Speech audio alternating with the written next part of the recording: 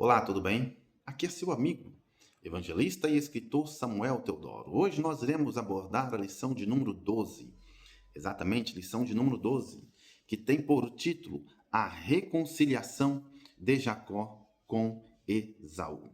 O textuário vai abordar o seguinte versículo de Gênesis capítulo 33, versículo 4. Então Esaú correu-lhe ao encontro e abraçou-o.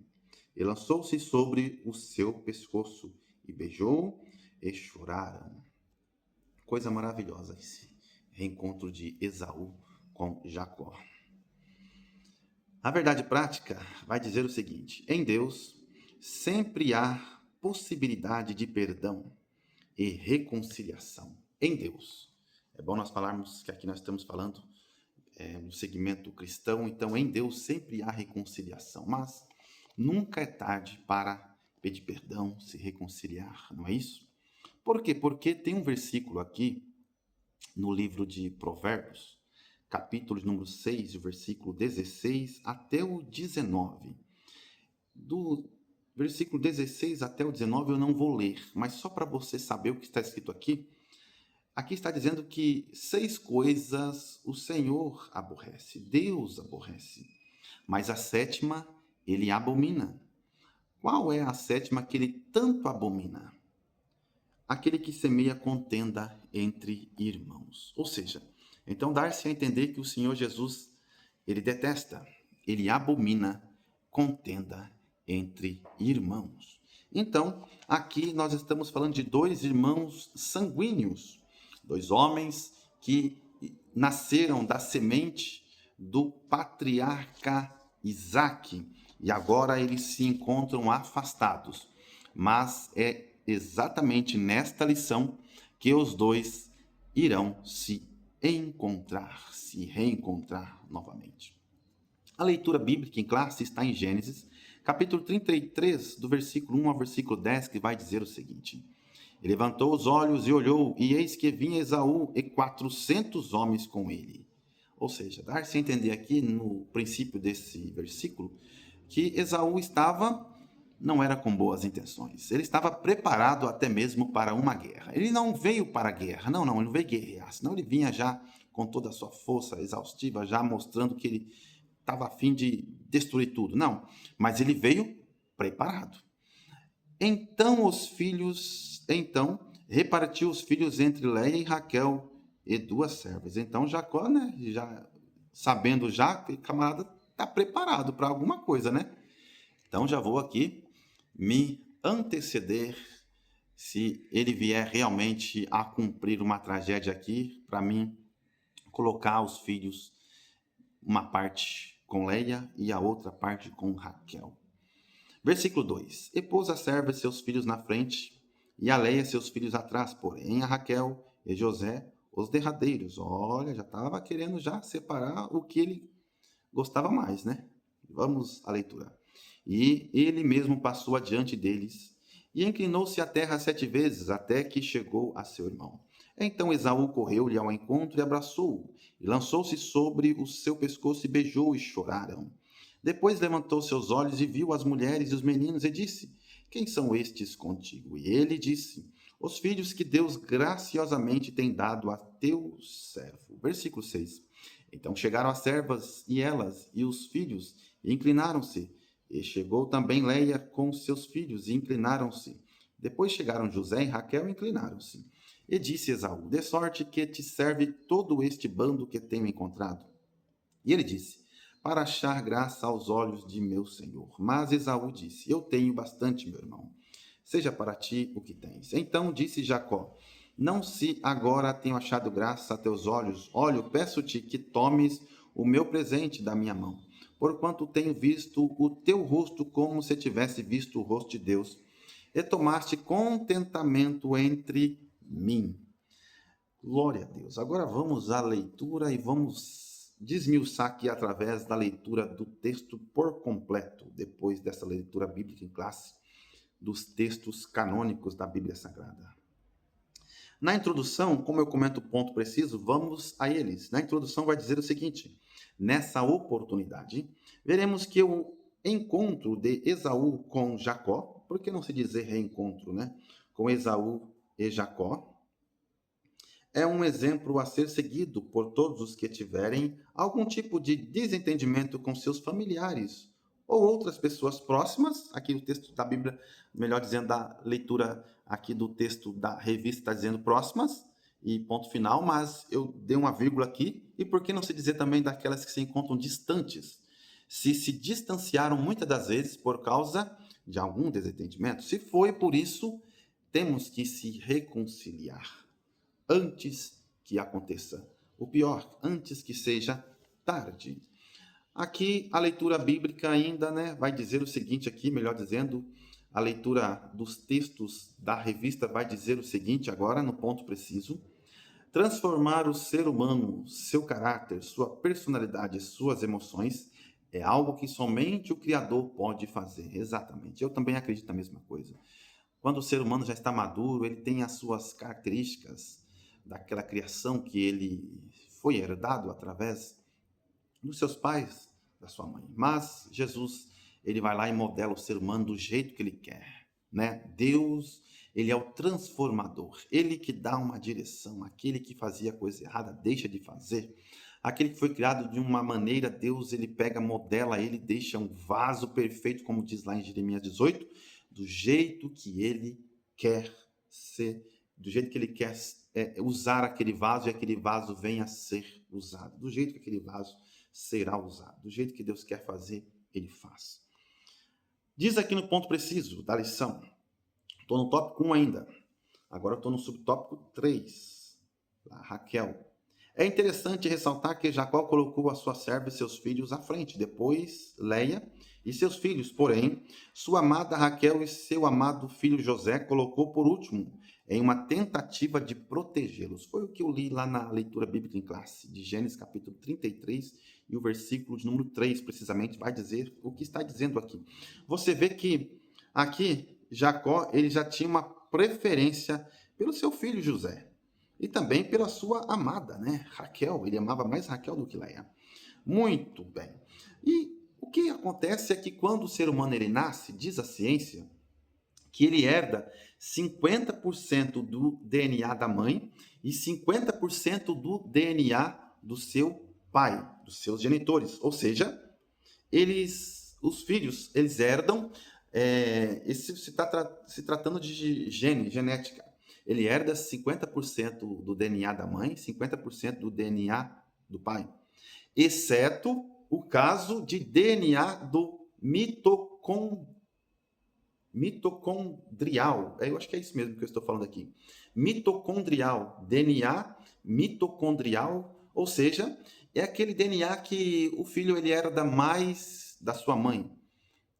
Mas aí nós vemos as características. As características aí já não tem a ver com DNA. Às vezes as características físicas, fisiológicas, seu rosto, nariz, sua orelha, sua boca, o jeito que você fala, você herda mais do seu pai, ou às vezes você herda mais da sua mãe. Mas eu falei aqui porque tem casos realmente que é o que eu falei, o DNA mitocondrial. Muito difícil de dizer, mas eu lembro desse DNA. Que ele herda mais, os filhos herdam mais da sua mãe. Mas, em via de regra, é 50% do seu pai, 50% da sua mãe. Não tem nada a ver aqui. É a forma que o pai olha para o filho e fala, isso aqui tem uma característica maior, né? Às vezes ele é um pregador, ele é um pastor. Aí ele olha para o filho e fala assim, isso aqui vai ser pastor, isso aqui vai ser pregador, aquela vai ser pregadora. Então, às vezes ele familiariza mais com aquele determinado filho, mas ele ama todos, eu entendo isso. Eu, como só tenho um filho, eu amo o meu filho, minha filha por completo. Mas aqueles que têm mais de um filho sabem muito bem o que eu estou dizendo. Aqui no ponto preciso do tópico 2, no subtópico 1, vai dizer o seguinte: Jacó tomou a iniciativa de ir em direção a Esaú. Em atitude de humildade, não se inclinou apenas uma ou duas vezes, como era comum naquela cultura, mas inclinou-se 7 vezes. A humildade tem poder para dissipar a ira e nos conceder paz, vitória e descanso. Por isso Jesus nos convida a aprendermos com ele, na onde ele diz: aprendei-vos de mim que sou manso e humilde de coração. Mateus capítulo 11 e o versículo 28. Você viu que Jacó inclinou 7 vezes? Será que tem alguma coisa a ver com o número 7? Não sei. Mas eu, como sou já fui muito, né? Fui mais. Fui muito, assim, estudante realmente dos números. Principalmente os números da Bíblia, né? Estou dizendo da Bíblia, porque você vê lá no livro de Apocalipse, e eu estudei muito o livro de Apocalipse, escatologia, e o que acontece? Quando eu me deparei com os números, eu precisei entender os números, e eu vi que o número 7, ele tem tudo a ver com Deus. Que coisa maravilhosa, né? Ele se inclinou 7 vezes, não foi 6 e nem 5 e nem 8, foi 7. O número da perfeição divina. Como o número 10, dar-se a entender, estudando os números bíblicos, que é o número do homem. Mas o número 7 está relacionado a Deus. Glória a Deus. Tópico 2, subtópico 3, lá no final vai dizer o seguinte: o caminho para a reconciliação não é deixar para lá, não. Nem entregar a Deus, também não. Mas é procurar o ofendido e com amor buscar o entendimento, como ensinou Jesus Cristo. É isso. Já está bem explicado aqui. Agora vamos ao tópico 3. A família de Jacó segue seu caminho. Vai dizer o seguinte aqui no ponto preciso do tópico 3, do subtópico 1. Pode haver perdão sincero, mas cada um segue o seu caminho e o seu propósito com Deus. Exatamente.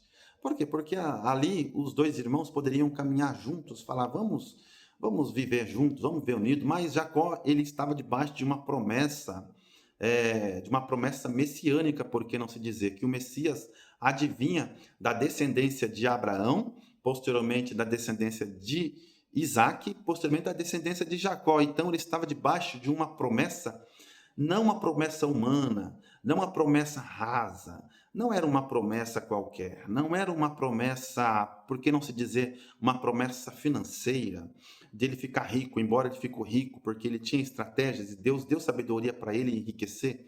Não era uma promessa de se tornar uma pessoa conhecida, famosa, um doutor, não era. A promessa de Jacó era uma promessa messiânica, o Messias adivinha de nascer da descendência de Abraão, de Isaac e de Jacó. Então era uma promessa muito mais importante do que simplesmente uma promessa, por que não se dizer uma promessa imediata ou uma promessa imediatista, como se dizem.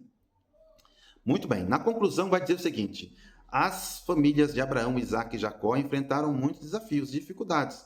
Os conflitos familiares ocorridos na casa de Isaac e posteriormente na casa de Jacó são consequências da queda. Exatamente, são consequências da queda. Por quê? Porque todos nós carregamos o sangue adâmico. Não existe o bom, não existe o superpoderoso, não existe o ser humano mais poderoso do que o outro, superpoderoso. Somos todos dependentes da graça de Deus. Certos que nós somos diferentes um do outro, então cada um é usado diferente do outro. Cada um, Deus deu um dom especial para um que não vai dar para outro, mas todos somos seres humanos, descendentes da queda, descendentes da genética, do DNA adâmico, ou seja, o sangue está pecaminoso e todos carecemos de perdão. Vamos lá. Os relacionamentos, em especial os familiares, desde o início da criação, foram afetados por sentimentos de disputa, ódio, inveja. Satanás procura explorar esses sentimentos negativos, estimulando as contendas, vingança e separação. Que Deus nos ajude a perdoar como o Senhor perdoou. É isso. Que Deus nos ajude a perdoar uns aos outros, porque foi isso que Deus nos ensinou. Mas eu falo sempre isso. Você que às vezes está com raiva, com ódio, com ira de alguém, está muito irado, muito raivoso, está pecando aí, né? De tanta raiva, tanto ódio que você está tendo de alguma pessoa que lhe fez o mal, mas eu tenho um conselho para lhe dar. Reconcilie antes que seja tarde, peça perdão. Por quê? Porque isso é o caminho para você seguir a sua vida em paz. Meu amigo, Jacó não estava debaixo de uma promessa qualquer, não. Jacó estava debaixo da promessa messiânica. Você sabe o que é um negócio desse? O Deus que nos salvou, que nos remiu, que deu-nos o direito de sermos chamados filhos de Deus, veio da descendência desse camarada. Ele estava carregando essa promessa. Você pensa que Satanás não tentou ludibriá-lo, não tentou escandalizá-lo, não tentou derrubá-lo, não tentou até, quem sabe, lhe matar, acabar a promessa? Claro que tentou, mas Deus guardou de todas as coisas, porque ele carregava uma promessa muito importante. Mas mesmo assim, ele teve a oportunidade, ele não perdeu tempo e se reconciliou e acabou aquela arestas que haviam entre eles. E se você está com muito ódio, com muita raiva, o que você tem que fazer? Pedir perdão para cessar essa raiva, cessar esse ódio. Primeiro você tem que pedir perdão a Deus, eu aprendi isso. Primeiro você fala, Senhor, me perdoa de todos os pecados. Aí Deus vai comunicar ao seu coração assim, agora você tem que perdoar o camarada lá, né? Agora você tem que ir lá, né? Porque se só, não, vou perdoar só Deus e Deus sabe todas as coisas. Então não houve perdão de jeito nenhum. Tem que se entender as duas partes. Se a outra parte não quiser perdoar, você fez a sua parte. Como servo de Deus. E você vai seguir a sua vida em paz. Porque foi isso que Jacó fez. Carregava uma promessa tão importante. E ele não perdeu tempo. Assim, essas coisas fugazes aqui da vida, eu estou carregando uma promessa, meu filho. Estou carregando uma promessa de uma nação sobre as minhas costas. Então, o que acontece? Eu vou logo me reconciliar porque eu vou seguir a minha vida. Eu nem quero mais se envolver intimamente com Esaú a ponto de viver uma vida totalmente ligada a ele. Não, eu vou seguir a minha vida, ele vai seguir a dele, mas eu vou debaixo de uma promessa muito maior do que a dele, por sinal. Né? Esaú seguiu, eu sei que Esaú também tinha uma promessa, mas a de Jacó era muito maior, e foi muito maior, porque a Bíblia fala que o filho de Davi veio da descendência de Abraão, Isaac e Jacó, que foi o nosso Criador, o Emanuel, o Deus conosco, o exaltado, o maravilhoso, Deus forte, Pai da eternidade, Príncipe da paz, o Salvador, Redentor, o Remidor, o Justificador, aquele que nos deu o direito de sermos chamados, olha que coisa linda, filhos de Deus. Que Deus te abençoe em o nome de Jesus.